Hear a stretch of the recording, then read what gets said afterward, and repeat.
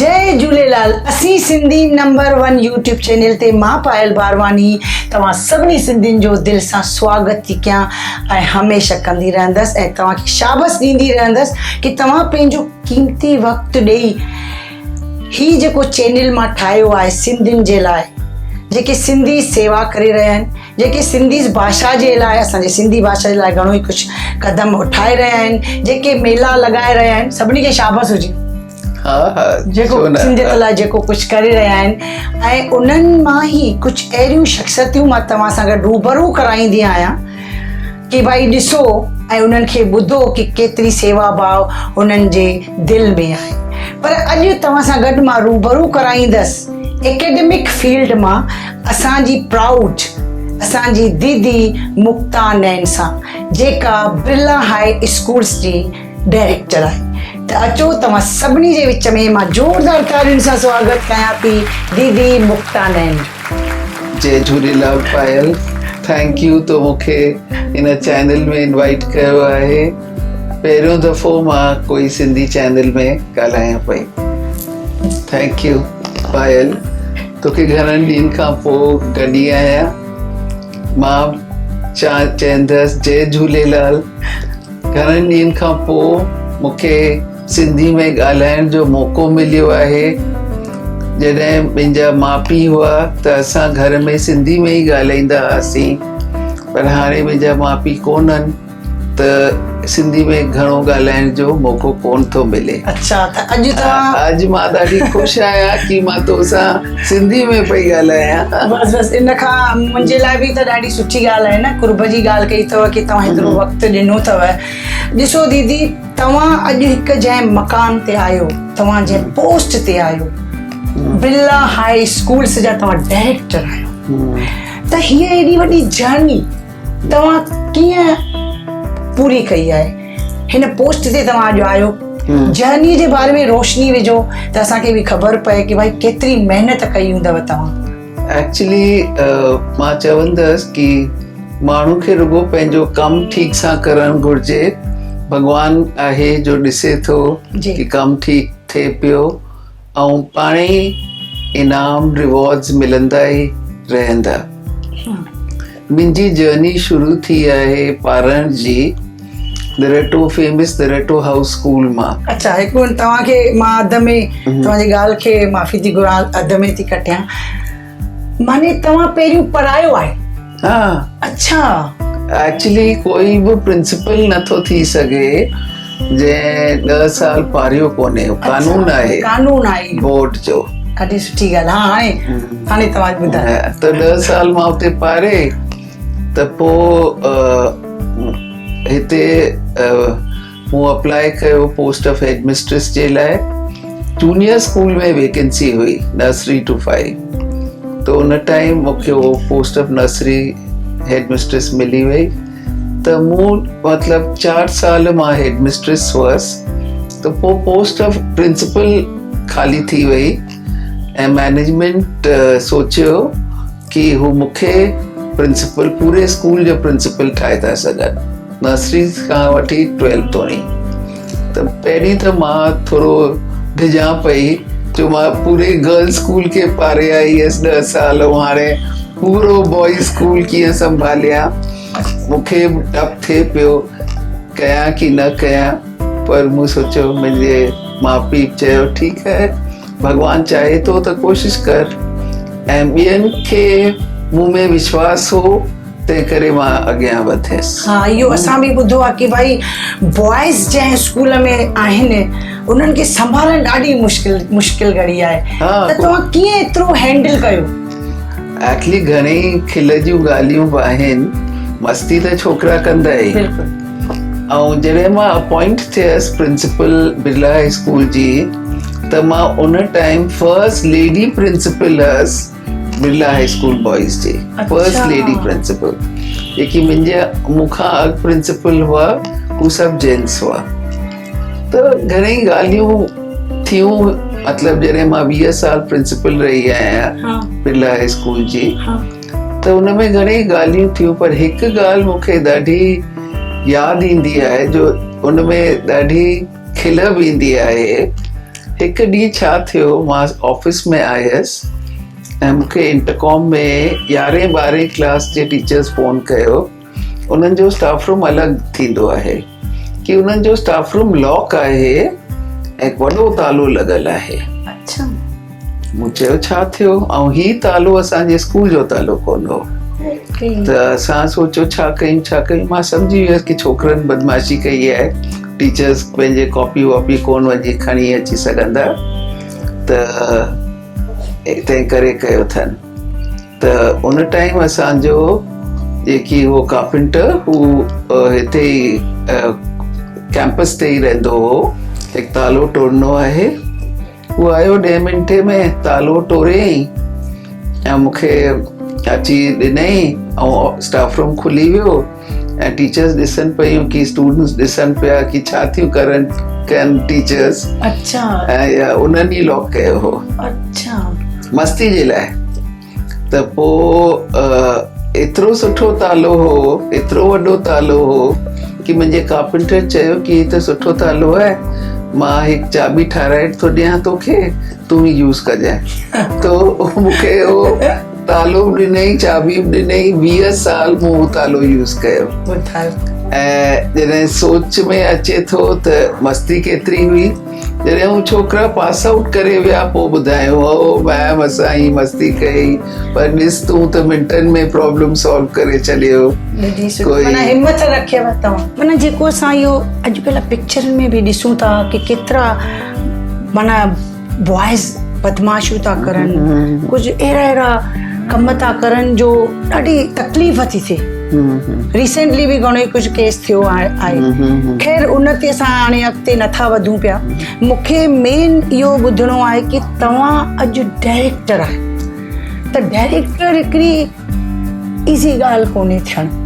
त कहिड़ियूं मुश्किलातूं आयूं तव्हांखे डायरेक्टर थियण ताईं?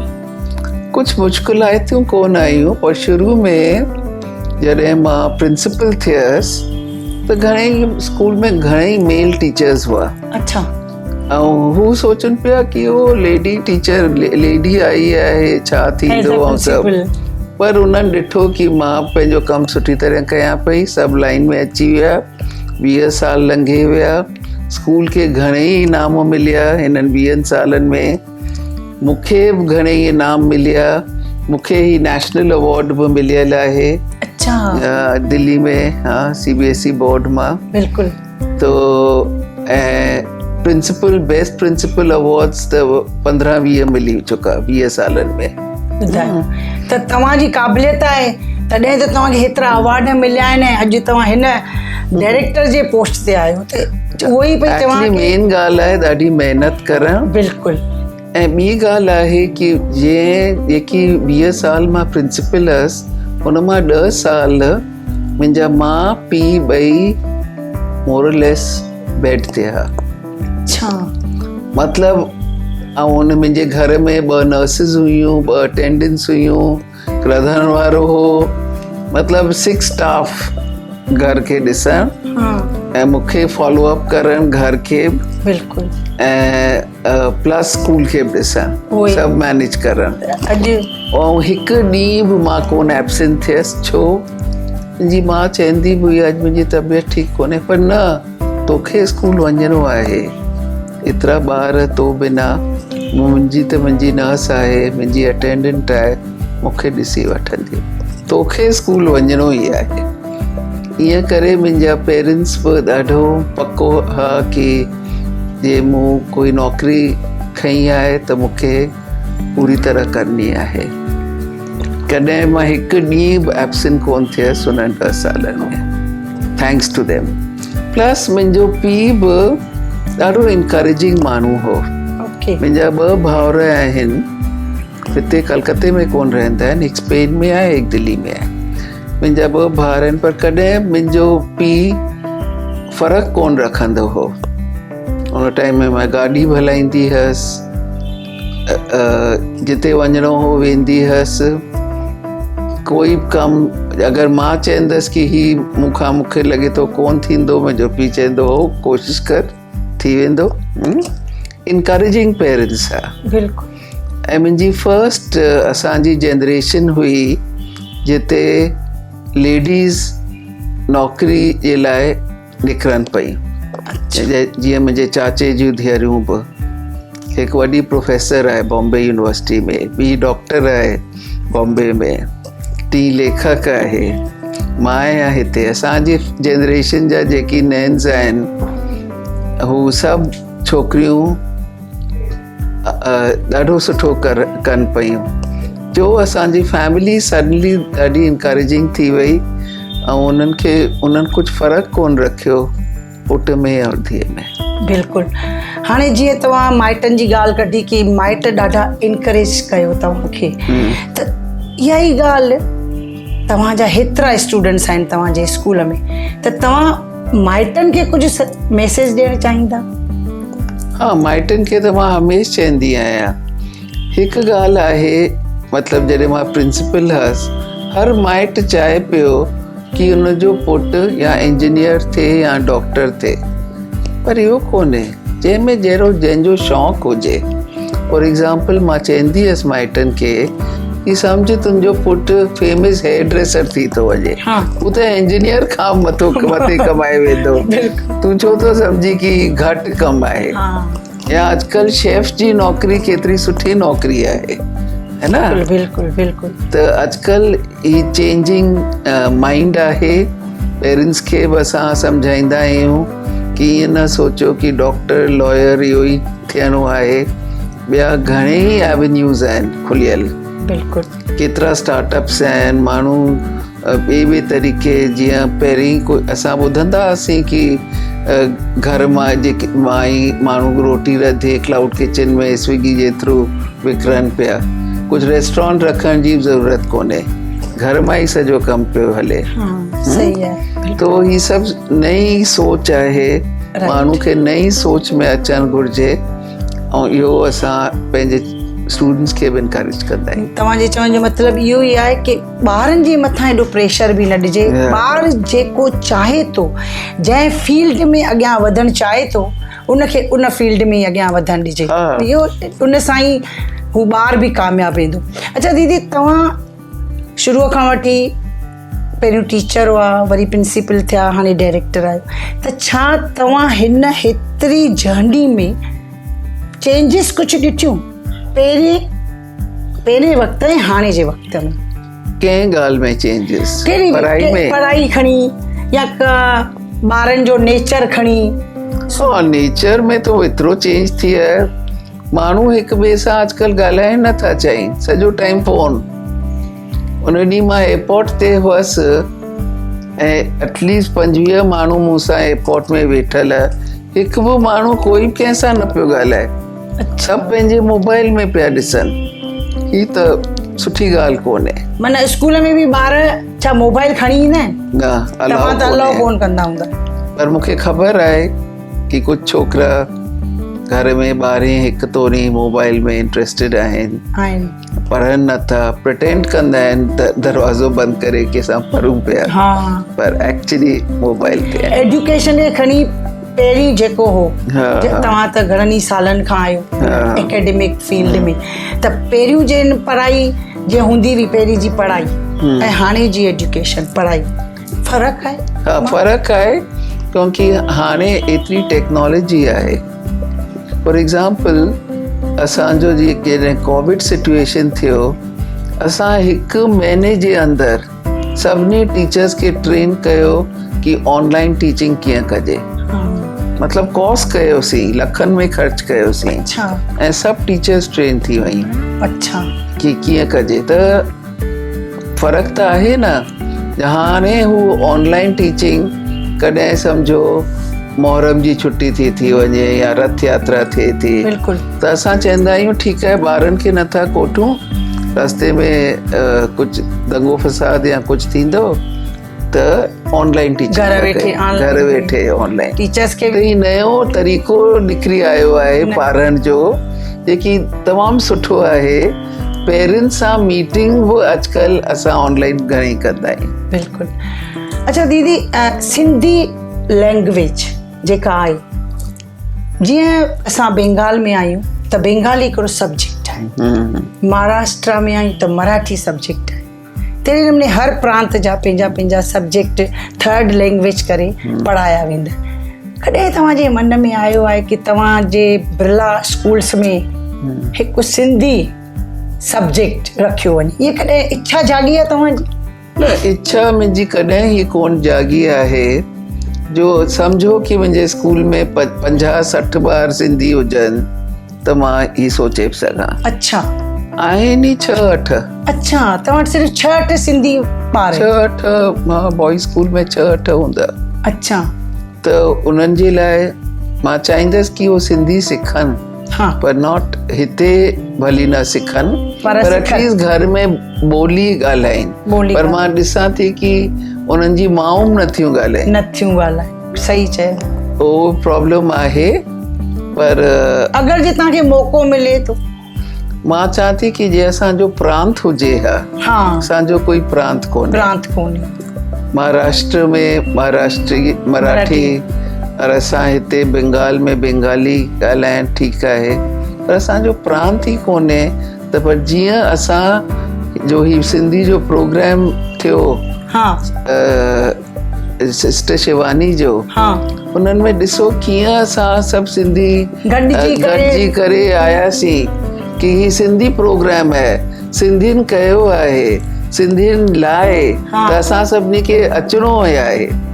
असां मीटिंग में यादि थिए कि असां सोचूं पिया सिंधी माण्हू दुकान बंदि करे ईंदा कि न 9 बजे, पर सभु आया। बिल्कुलु, इहो ई असां करे सघूं, उहो ई वॾी ॻाल्हि आहे। पर प्रांत असांखे हुजे त तव्हां असां घणेई सोचे सघो था कि भई यस। पर एट द सेम टाइम पायल, मां ॾाढो ख़ुशि आहियां जो मां विलायत घणो ई घुमंदी आहियां, अमेरिका, स्पेन, पर जिते मां वञा सिंधी सुखी आहिनि, सिंधी पाण में गॾजनि था, सिंधी में ॻाल्हाइनि था, त उहो ई ॾिसी मां ख़ुशि आहियां कि जिते बि आहिनि ख़ुशि आहिनि, सुठो कमाइनि पिया ऐं सुठो कनि पिया। बिल्कुलु, मां चाहियां थी कि असां लकी आहियूं। प्लस उहो मां ॾिसां थी कि मुंहिंजे स्कूल में 6-7 सिंधी टीचर्स आहिनि। हाँ, इहो मूंखे तव्हां खां सुवाल पुछणो आहे, पर वठूं था हाणे हिकिड़ी ब्रेक। हाँ, ठीकु है।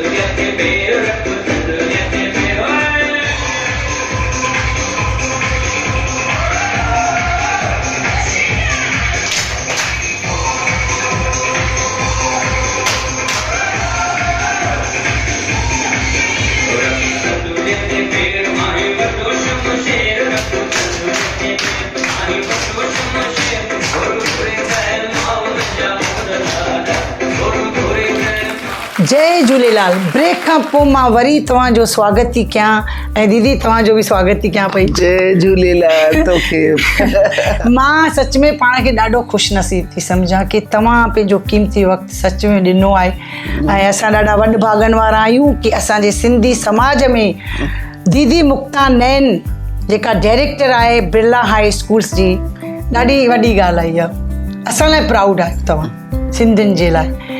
त दीदी इहो मूंखे ॿुधायो त ब्रेक खां अॻु तव्हां हिकिड़ी ॻाल्हि वेठी चई कि तव्हांजे स्कूल में कुझु सिंधी जेके आहिनि उहे एज़ अ टीचर कमु कंदा आहिनि, त घणा आहिनि? मुकुंदपुर, असांजे सुशीला बिरला में, असांजे मोइरा स्ट्रीट ब्रांच में, मतिलबु टोटल अबाउट 10-12 हूंदा। अच्छा, जेके सिंधी मोस्टली मां नोटिस कयां थी सिंधी टीचर्स सब प्राइमरी स्टेज में आहिनि। अच्छा, प्राइमरी स्कूल में। हायर क्लासेस में घटि आहिनि, जो हायर क्लासेस हायर एजुकेशन सां मिलनि थियूं न, ये पोस्ट ग्रेजुएशन कयल थी हुजे। पोइ मूं वटि हुई हिकु सिंधी छोकिरी राजश्री केसवानी, वो हाणे दिल्ली ट्रांसफर थी वई, वो कंप्यूटर्स में मास्टर्स हुई। अच्छा,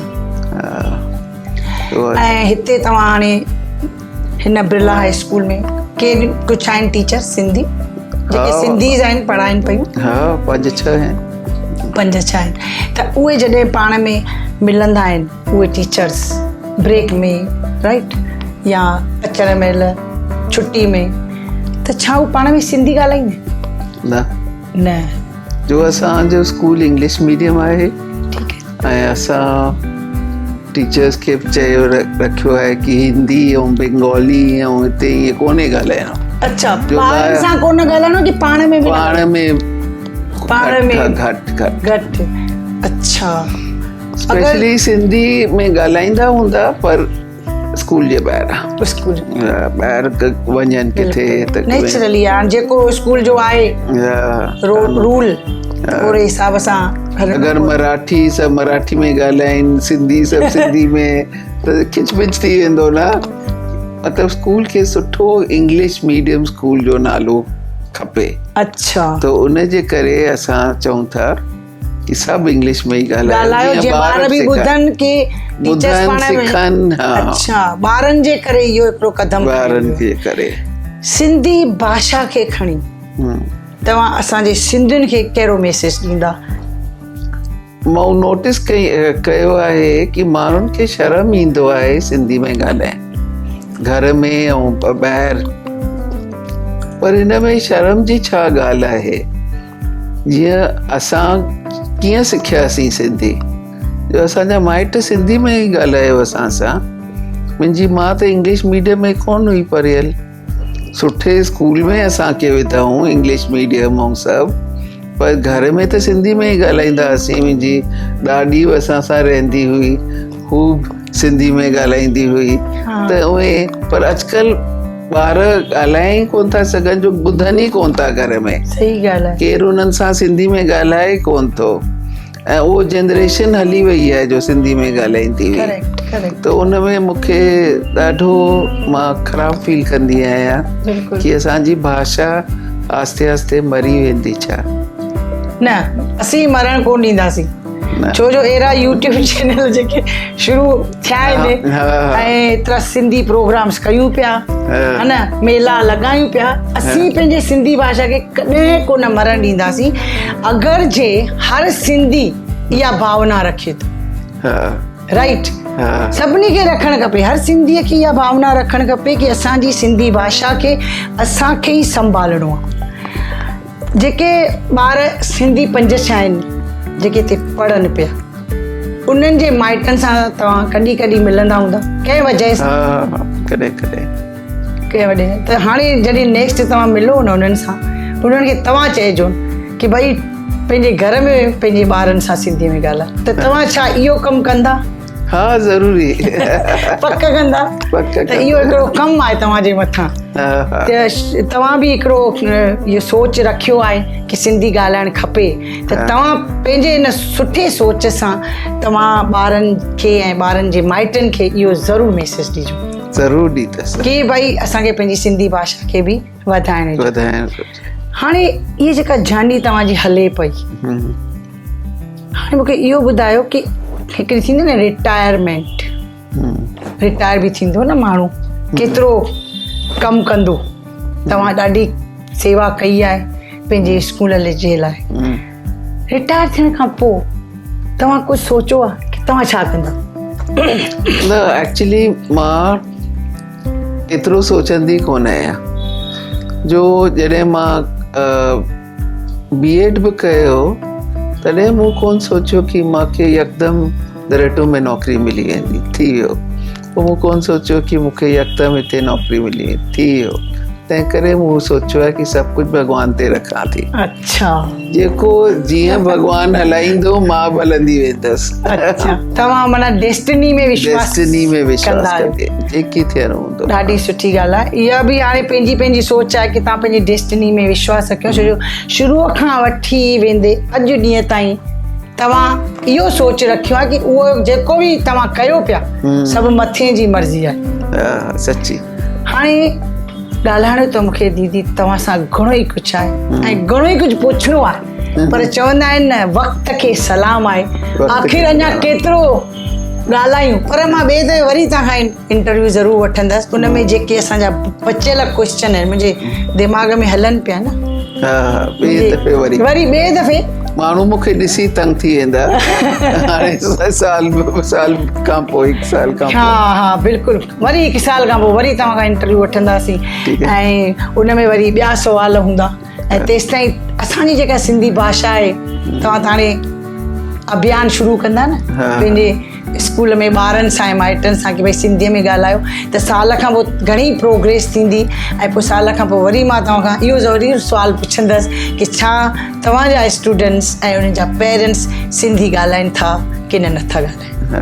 त वेंदे वेंदे जय झूलेलाल ऐं दीदी तव्हांखे बि महिरबानी मां तव्हांखे थैंक यू वेरी मच धन्यवाद महिरबानी घणेई इंटरव्यूज़ ॾिना अथमि Bangla channel Hindi channel English channels में पहिरियों दफ़ो मूंखे मौक़ो मिलियो आहे Sindhi channel thank U very much असीं सिंधी नंबर 1 जेको चैनल मां ठाहियो आहे उनजे लाइ 2 कुझु चओ की माण्हू ॾिसनि ॿुधनि शेयर करनि माण्हू ॾिसनि ॿुधनि शेयर करणु ॾाढो इम्पोर्टेंट आहे जे असां सिंधियुनि खे ॿधी में रहणो आहे ऐं अॻियां वधिणो आहे प्लीज़ ॾिसो Sindhi channel 1 thank you Sindhi Sindhi सेणो सेणो सियाणो सभा गोआ सिंधी सिंधी सेणो सेणो सियाणो सभा गोआ सिंधी बोली आहे असांजी सिंधी बोली आहे असांजी आहे भाग भरी आहे सभागी